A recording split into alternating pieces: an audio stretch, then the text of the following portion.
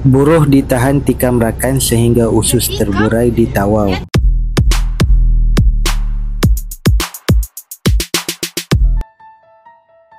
Akibat mabuk, seorang lelaki cedera parah dengan usus terburai selepas ditikam dalam kejadian di hadapan sebuah pasaraya di Tawau petang kemarin.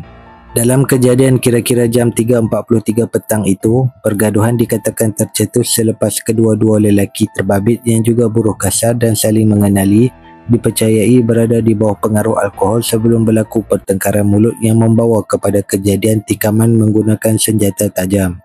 Ketua Polis Daerah Tawau, Asisten Komisioner Jasmin Hussein berkata, pihaknya menerima panggilan kecemasan menerusi MES 999 memaklumkan mengenai insiden pergaduhan di kawasan terbabit.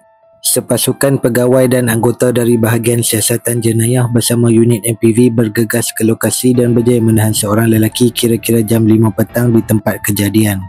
Siasatan mendapati suspek berusia 37 tahun dan tidak memiliki sebarang dokumen pengenalan diri yang sah untuk berada di negara ini. Beliau berkata pihak polis turut merampas senjata tajam yang dipercayai digunakan dalam kejadian itu. Kes disiasat mengikut Seksyen 326 Kanun Keseksaan kerana mendatangkan cedera parah menggunakan senjata dan Seksyen 6-1-C Akta Imigresen 1999-63 kerana tiada dokumen sah.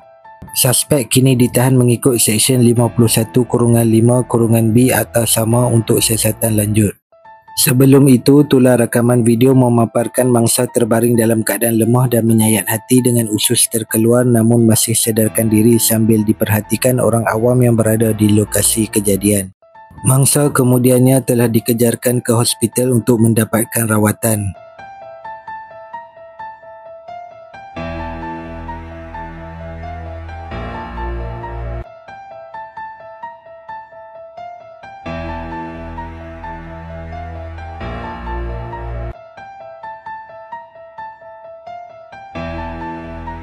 Allahu Akbar.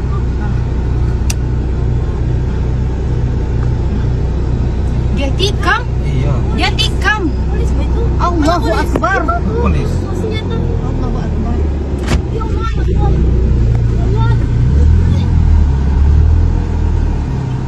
Dia tikam guys. Dia tikam guys. Oh ya. Gila ya, usus kau terkeluar. Ususnya apa itu badan ususnya terkeluar. Pendek.